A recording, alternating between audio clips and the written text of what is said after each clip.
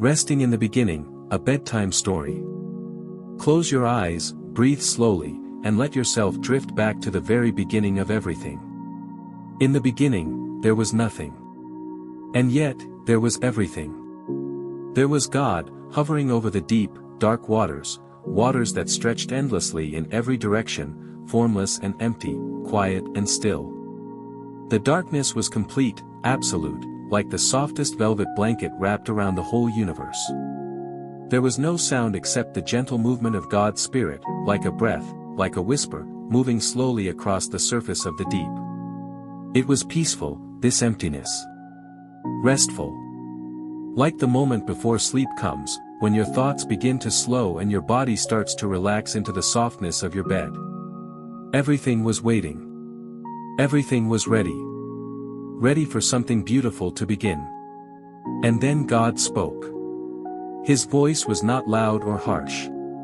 It was gentle, creative, full of warmth and intention. "Let there be light," he said. And immediately, softly, brilliantly, light appeared. It didn't explode into existence. It simply was. Like the first rays of dawn creeping over a distant horizon, the light spread slowly, gracefully, illuminating the darkness without destroying it. The light was warm and golden, gentle on the eyes, comforting and pure. It glowed softly, like candlelight in a quiet room, like the last ember in a dying fire, peaceful and lovely. God looked at the light and smiled. It was good. So very good.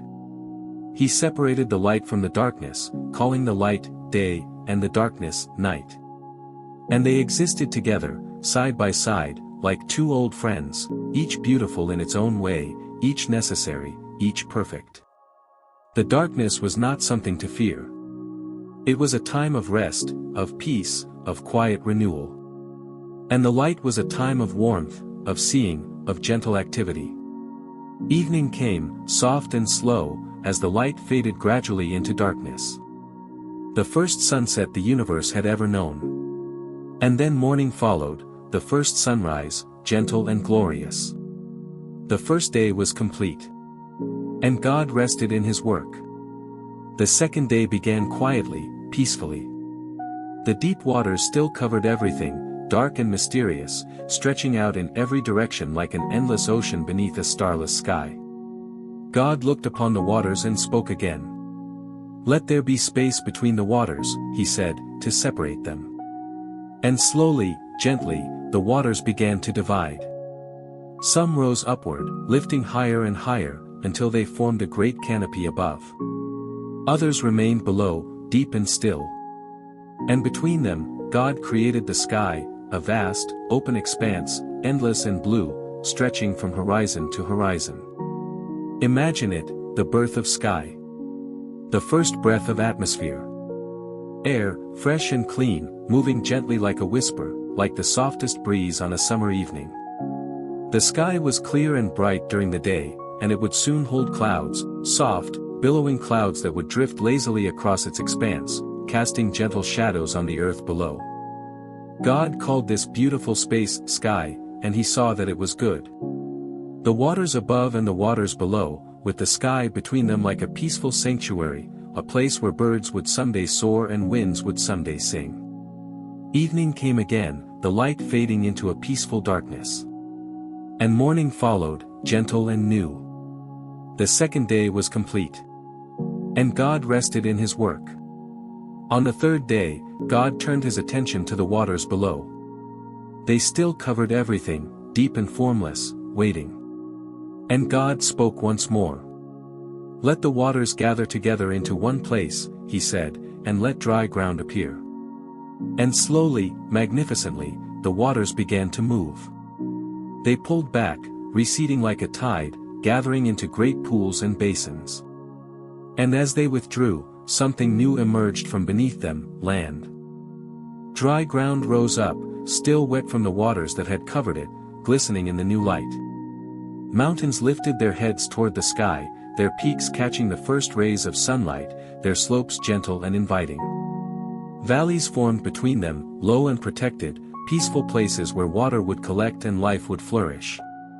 Plains stretched out, flat and wide, their surfaces smooth and ready. God called the dry ground, land, and he called the gathered waters, seas. And he looked at what he had made, the solid earth beneath, the moving waters beside it, and he saw that it was good. But he wasn't finished yet. Let the land produce vegetation, God said. Plants that bear seeds, and trees that bear fruit with seeds inside. And immediately, the earth responded. It was as if the land had been waiting for this moment, eager to bring forth life. Slowly, gradually, the first shoots of green began to emerge from the soil. Tiny sprouts pushed upward, reaching toward the light, unfolding their first delicate leaves. Grass appeared, soft and green, covering the plains like a gentle carpet. It swayed in the breeze, that new, fresh breeze that moved across the earth for the first time.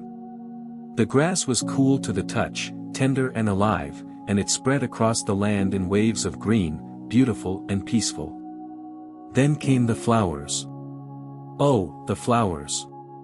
They bloomed in every color imaginable, deep reds and soft pinks, brilliant yellows and pure whites, gentle purples and vibrant oranges.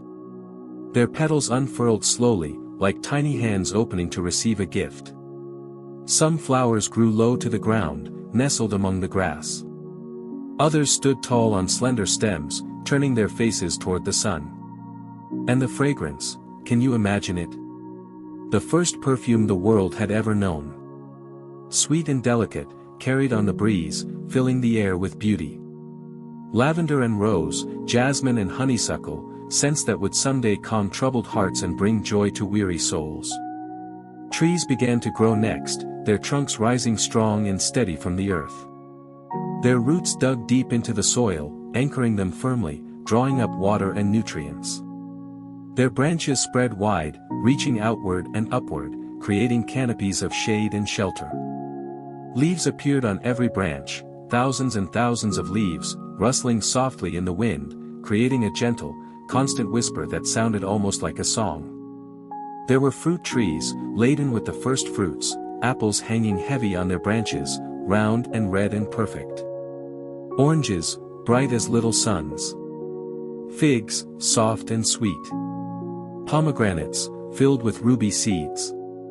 Every tree bearing fruit with seeds inside, so that the fruit could fall and new trees could grow, on and on, generation after generation.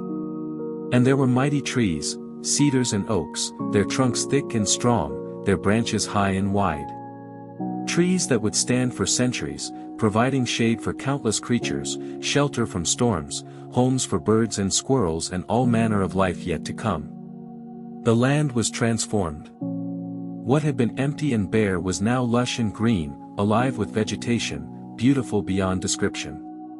The hills were covered with grass and wildflowers. The valleys were filled with trees and flowering plants. The whole earth had become a garden, peaceful and perfect. God looked at all he had made, and he saw that it was good. Very good. Evening came, the sun setting behind the mountains, painting the sky in shades of pink and gold and deepest blue. And morning followed, bringing the first dewdrops to rest on every leaf and petal, glistening like diamonds in the new light. The third day was complete. And God rested in his work. On the fourth day, God looked up at the sky, that vast, beautiful expanse he had created on the second day, and he spoke again. Let there be lights in the sky, he said, to separate the day from the night. Let them mark the seasons and the days and the years. And immediately, the sky began to change. First came the sun, glorious, magnificent, a great ball of light and warmth hanging in the daytime sky. It burned with steady, gentle fire, pouring its golden light across the earth, warming the soil, causing the plants to grow, bringing comfort and life to everything below. The sun was not harsh or blinding. It was perfect, just bright enough, just warm enough. Its light was the color of honey, of wheat fields in autumn, of joy itself. It moved slowly across the sky, rising in the east and setting in the west, marking the passage of time, creating the rhythm of day and night. And then came the moon, soft, silvery, mysterious.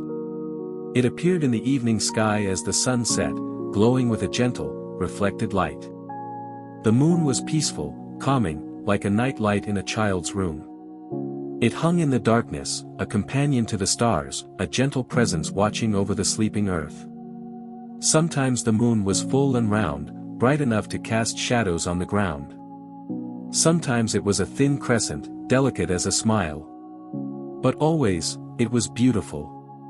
Always, it was exactly what the night needed. And then, came the stars. They appeared one by one at first, tiny pinpricks of light in the darkening sky. Then more and more, until the entire heavens were filled with them, thousands upon thousands, millions upon millions of stars, scattered across the night like diamonds on velvet, like grains of sand on an endless beach. Some stars were bright and bold, shining steadily, never wavering. Others were faint and distant, barely visible, shy and retiring. Some clustered together in groups and patterns, constellations that would someday help travelers find their way, that would someday inspire stories and songs and wonder in the hearts of all who looked up at them. The stars twinkled gently, their light traveling across vast distances to reach the earth, bringing a sense of mystery and beauty to the night. They were like a promise, a reminder that the universe was vast and full of wonder, that there was always something more to discover, always something beautiful waiting just beyond sight. God placed all these lights in the sky, the sun to govern the day, the moon and stars to govern the night. And they were good. So very, very good. Evening came, and the first sunset beneath the newly lit sky was breathtaking. The sun dipped below the horizon, painting the clouds in shades of orange and pink and purple, a masterpiece that would be repeated every evening from that day forward. And morning followed, the sun rising in glory, announcing a new day with gentle, golden light. The fourth day was complete. And God rested in his work. On the fifth day, God turned his attention to the waters, those great seas he had gathered together on the third day, and to the sky above them. Let the waters teem with living creatures, he said, and let birds fly across the sky. And suddenly, the seas came alive. Fish appeared, thousands of them, millions of them, in every shape and size imaginable. Tiny fish, no bigger than your fingernail, darting in schools through the clear water, their scales flashing silver in the sunlight. Great fish, larger than any creature yet created, swimming slowly, majestically through the depths. There were fish of every color, bright blue and yellow, striped and spotted, some camouflaged to blend with the sand and rocks, others brilliant and bold. They swam through coral reefs that God created for them, through forests of seaweed that swayed gently in the current, through deep trenches and shallow pools. The waters were full of movement and life. Dolphins leaped through the waves, their sleek bodies arcing gracefully through the air before splashing back into the sea. Whales sang to one another in the deep, their voices carrying for miles through the water, songs of joy and wonder. Octopuses moved along the ocean floor, their tentacles exploring every crack and crevice. And in the sky above, birds began to appear. They came in every form, every size, every color. Small songbirds with voices like bells, perching on the branches of the newly created trees, filling the air with music. Great eagles soaring high on the wind, their wings spread wide, riding the currents effortlessly. Seabirds diving into the waves to catch fish, then rising again with their catch, calling to one another in triumphant voices. There were birds with brilliant plumage, parrots and peacocks, their feathers shimmering in the sunlight. There were simple birds, brown and gray, but no less beautiful, no less perfect for the role they would play. There were birds that sang at dawn, welcoming the morning. Birds that called at dusk, saying goodnight to the sun. The flutter of wings filled the air. The sound of birdsong echoed across the land. The splash of fish in the water created a constant, gentle rhythm. The world was no longer silent. It was alive with the sounds of creatures praising their Creator, simply by being exactly what they were created to be. God blessed them all. Be fruitful and multiply, he said. Fill the waters of the seas, and let the birds multiply on the earth. And he saw that it was good. Very good. Evening came, and the birds settled into their nests for the first night's sleep. The fish descended to the quiet depths to rest. And morning followed, bringing new songs, new life, new joy. The fifth day was complete. And God rested in his work. On the sixth day, God spoke again, and his words brought forth the final acts of creation. "Let the land produce living creatures," he said. "Livestock and wild animals and creatures that move along the ground." And the land obeyed. Animals appeared, every kind you can imagine and many you cannot. There were gentle creatures like deer and rabbits, their eyes soft and kind, their movements quick and graceful. There were strong creatures like lions and bears, powerful and majestic, ruling over their domains with quiet authority. There were playful creatures like otters and monkeys, bringing joy and laughter to the world with their antics. There were animals that would become companions to humanity, dogs with loyal hearts, cats with independent spirits, horses strong and swift, cattle peaceful and patient. There were animals that would remain wild and free, living in the forests and jungles, on the mountains and in the deserts, each finding their perfect place in God's perfect world. And then, when all this was complete, when the earth was full of life and beauty, God paused. This next creation would be different. Special. "Let us make human beings in our image," God said, "to reflect our nature." And with great care, with tender love, God formed the first man from the dust of the ground. He shaped him carefully, intentionally, making him in his own image. And then God breathed into him the breath of life, his own breath, his own spirit, and the man became a living being. God created woman too, a perfect companion, equal and beloved. Together, they were humanity, male and female, created in God's image, blessed and loved beyond measure. God blessed them and gave them a beautiful world to care for, a world of light and darkness, sky and sea, plants and animals, all working together in perfect harmony. A world of rest and peace and endless wonder. God looked at everything he had made, at the light and the darkness, the land and the seas, the plants and the trees, the sun and the moon and the stars, the fish and the birds, the animals and the humans, and he saw that it was very good. Not just good, but very good. Perfect. Complete. Exactly as it should be. Evening came one last time, peaceful and complete. And morning followed, bright and full of promise. The sixth day was complete. And then came the seventh day. God's work was finished. The creation was complete. Everything that needed to be made had been made. Everything was in its place, beautiful and perfect and good. And so God rested. Not because he was tired, God never grows weary. But because the work was done, and it was time to stop and simply enjoy what had been created. To pause. To be still. To appreciate the beauty of it all. God blessed the seventh day and made it holy. He set it apart as a day of rest, a day of peace, a day to cease from work and simply be. This was the pattern he established, 6 days of creative work, followed by 1 day of rest.